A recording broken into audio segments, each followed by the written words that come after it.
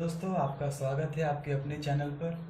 जैसा कि हमने कहा था, साइंस के क्वेश्चंस की सीरीज स्टार्ट करने वाले हैं हम। तो आज मैं आपके लिए फर्स्ट चैप्टर गति और समीकरण से कुछ क्वेश्चंस लेकर आया हूं, गति और वेग से। तो देखते हैं आज का पहला क्वेश्चन आपकी स्क्रीन पर है। किसी वस्तु का नियत त्वरण 10 मीटर पर सेकेंड स्क्वायर है तथा वह प्रारंभिक वेग 100 मीटर पर सेकेंड है। यह कितने समय बाद वेग दोगुना हो जाएगा? तो यहाँ पर देखिए, पहले क्या दिया हुआ है। पहले त्वरण दिया हुआ है। त्वरण को हम लोग ए से डिनोट करते हैं।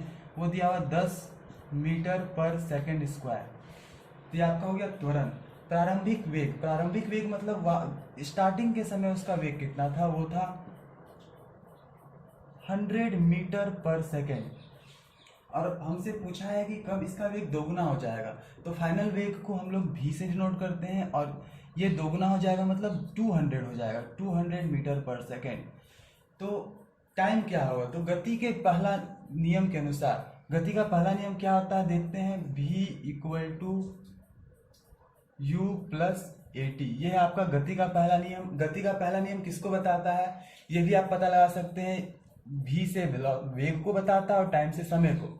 ये आते हैं एग्जाम में, क्वेश्चन आता है गति का पहला, दूसरा, तीसरा नियम किसको बताता है? तो गति का पहला नियम आपको वेग को और समय को बताता है। तो इस फॉर्मूला को यहाँ पर पुट कर दीजिए। देखिए, v equal to 200, u equal to 100, a का मान है 10,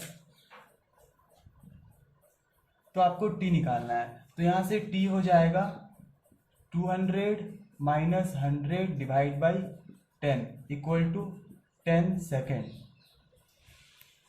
तो 10 सेकेंड में वेग दोगुना हो जाएगा। चलिए अब अगले प्रश्न की ओर बढ़ते हैं। नेक्स्ट क्वेश्चन है, यदि एक ट्रॉली विरामावस्था से 2 मीटर पर सेकंड स्क्वायर के त्वरण से गतिमान है तो 4 सेकंड बाद उसका वेग क्या होगा?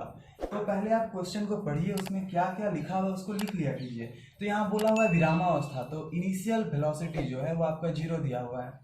अब 2 मीटर पर सेकंड स्क्वायर त्वरण, तो यहाँ पर a हो गया 2 मीटर पर सेकंड स्क्वायर और टाइम दिया हुआ है आपको t इक्वल टू 4 सेकेंड। आपसे पूछा गया है इसका वेग क्या होगा 4 सेकेंड बाद। तो गति के पहले नियम के अनुसार v equal to u plus a T.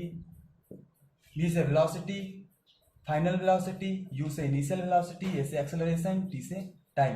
Put कर दीजिए सारा value. v equal to u का वैल्यू 0 दिया हुआ है, प्लस a का वैल्यू 2 दिया हुआ है और t का वैल्यू दिया हुआ है 4। तो v का वैल्यू हो गया 8 मीटर पर सेकेंड। एग्जाम में अक्सर आप सॉल्यूशन तो कर लेते हैं पर यूनिट में आप गलत करके आते हैं। तो आपको वेग का यूनिट पता होना चाहिए, मीटर पर सेकेंड। ऑप्शन में मीटर पर सेकेंड स्क्वायर भी हो सकता है, तो ये ध्यान दें। देखते हैं अगला क्वेश्चन। स्थिर अवस्था से शुरू होने के बाद एक नाव एक सीधी रेखा में नियत दर से 3 मीटर पर सेकेंड स्क्वायर के त्वरण से 8 सेकेंड तक गति करती है। इस समय के दौरान नाव द्वारा तय की गई दूरी क्या है? इस क्वेश्चन में आपसे दूरी पूछा गया है, तो दूरी को हम लोग s से डिनोट करते हैं और यही निकालना है आपको। क्या डाटा दिया हुआ ये देखिए। पहले एक्सेलरेशन दिया हुआ है a इक्वल टू 3 मीटर पर सेकेंड स्क्वायर। इस दूरी को तय करने में लगा समय दिया हुआ है t इक्वल टू 8 सेकेंड। और एक बात बताया गया है कि ये विरामावस्था से स्टार्ट हो रहा है, तो विरामावस्था में किसी भी चीज़ का चार्ज 0 होता है। यहाँ पर फाइनल वेलोसिटी नहीं पूछा गया है। तो यहाँ गति का दूसरा नियम आपको पता होना चाहिए। उसका फॉर्मूला होता है s equal to u t plus half a t square. देखिए, इसमें वेलोसिटी का कोई काम भी नहीं है, फाइनल वेलोसिटी का। तो इस नियम से हम लोग को क्या पता चलता है? तो देखिए, इस नियम से हम लोग को डिस्प्लेसमेंट और टाइम के बारे में पता चलता है। गति के दूसरे नियम से डिस्प्लेसमेंट और टाइम के बारे में पता चलता है।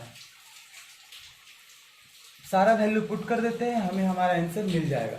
तो s इक्वल टू हो गया u का मान 0 प्लस हाफ, a का मान है 3 और t स्क्वायर मीन्स 8 का स्क्वायर इक्वल टू 64। काटिए इसको 32 बार में, तो टोटल डिस्प्लेसमेंट हो गया 96 मीटर। अगला क्वेश्चन, एक रेलगाड़ी 72 किलोमीटर प्रति घंटा की गति से चल रही है। इसे 200 मीटर की दूरी पर रुकना है। तो आवश्यक मंदन क्या होगा। यहाँ पर देखिए मंदन एक नया टर्म है। ए से एक्सेलरेशन होता है जो पॉजिटिव होता है, पर उसी का ऑपोजिट मंदन। एक्सेलरेशन को हिंदी में त्वरण कहते हैं और मंदन को इंग्लिश में रिटार्डेशन कहते हैं। तो इसको ये इसका वैल्यू नेगेटिव होता है, ये जस्ट त्वरण का ऑपोजिट होता है। तो यहाँ पर कौन कौन सा वैल्यू दिया गया है ये देखिए।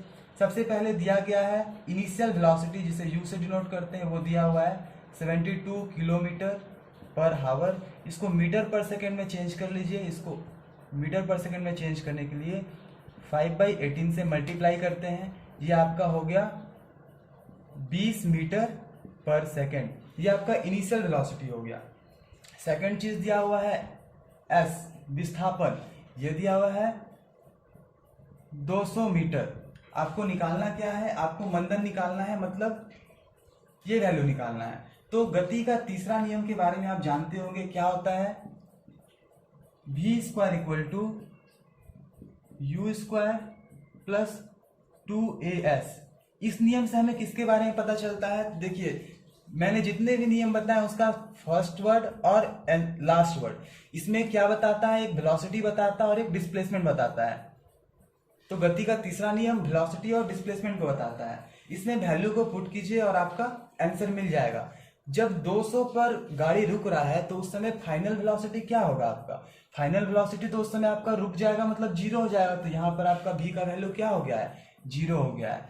तो v का स्क्वायर करेंगे 0, u का स्क्वायर मीन्स 20 का स्क्वायर प्लस 2, ये तो आपको निकालना है a, और s दिया हुआ है 200। तो आपका हो जाएगा minus 400 a equal to 400, a equal to हो गया -1 मीटर पर सेकेंड स्क्वायर। यहाँ पर एक बात ध्यान दे, अगर आपसे क्वेश्चन में मंदन पूछा गया है तब आप ऑप्शन जो रहेगा वो पॉजिटिव मारेंगे, क्योंकि मंदन पहले से ही निगेटिव होता है। अगर क्वेश्चन में त्वरण पूछा है तब आप -1 मीटर पर सेकेंड स्क्वायर लिख सकते हैं। तो आज के हमारे आखिरी प्रश्न की ओर, तो क्वेश्चन है, एक रेलगाड़ी विरामावस्था से 5 मिनट में उसकी गति 90 किलोमीटर प्रति घंटा हो जाती है। यह मानते हुए कि त्वरण समान है, तो रेलगाड़ी द्वारा उसी समय में तय की गई दूरी क्या है। तो देखिए इसने क्या दिया, विरामावस्था से। तो विरामावस्था से क्या पता चल रहा है आपको, u इक्वल टू 0, समय दिया हुआ है 5 मिनट, तो t इक्वल टू 5 मिनट। इसको सेकंड में चेंज कर दीजिए, 60 से मल्टीप्लाई कर दीजिए, 300 सेकेंड, और उसकी गति 90 किलोमीटर प्रति घंटा हो जाती है, मतलब ये फाइनल वेलोसिटी आपका दिया हुआ है 90 किलोमीटर प्रति घंटा, किलोमीटर पर हावर। तो इसको आप मीटर पर सेकंड में चेंज कर लीजिए, 90 इंटू मीटर पर सेकंड में चेंज करने के लिए 5/18 से मल्टीप्लाई किया जाता है। तो ये हो गया आपका 25 मीटर पर सेकंड। आपसे पूछ दिया है डिस्प्लेसमेंट, पर डिस्प्लेसमेंट का फॉर्मूला तो आप जानते हैं क्या होता है, s equal to ut plus half at square. यहाँ पर हमको टाइम का तो पता ही नहीं है, एक्सेलरेशन का पता ही नहीं है, टाइम तो पता है।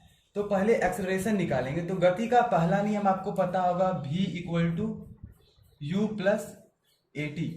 यहाँ पर ये सारा वैल्यू पुट कीजिए और आपको एक्सेलरेशन मिल जाएगा। तो final velocity 25, initial velocity 0 plus acceleration a, और टाइम हो गया आपका 300। तो यहाँ से आपका a पता चल गया, a इक्वल टू हो गया 25/300 मीटर पर सेकेंड स्क्वायर। सॉल्व कर लीजिए, 1/12 मीटर पर सेकेंड स्क्वायर। एक्सेलरेशन हमें मिल चुका है। अब इस वैल्यू को यहाँ पुट कर दीजिए। s इक्वल टू यू का वैल्यू क्या है, 0, तो ये 0 टाइम को भी 0 कर देगा, प्लस हाफ a का वैल्यू क्या निकला है, 1/12, यहाँ 1/12 लिख दीजिए, और समय क्या है 300 सेकेंड, तो 300 का होल स्क्वायर। इसको सॉल्व करेंगे तो क्या होगा, 1/24 इंटू 300 इंटू 300। इसको अगर आप काटेंगे तो आपका हो जाएगा 3750 मीटर, इसको आप किलोमीटर में भी लिख सकते हैं, 3.75 किलोमीटर। आशा करता हूँ आपको ये सब समझ में आ रहा होगा, और आपका सपोर्ट मिले तो हम ऐसे ही बहुत सारे वीडियो बनाते रहेंगे। आप इसे अपने दोस्तों में भी शेयर करें, चैनल को सब्सक्राइब करें। धन्यवाद।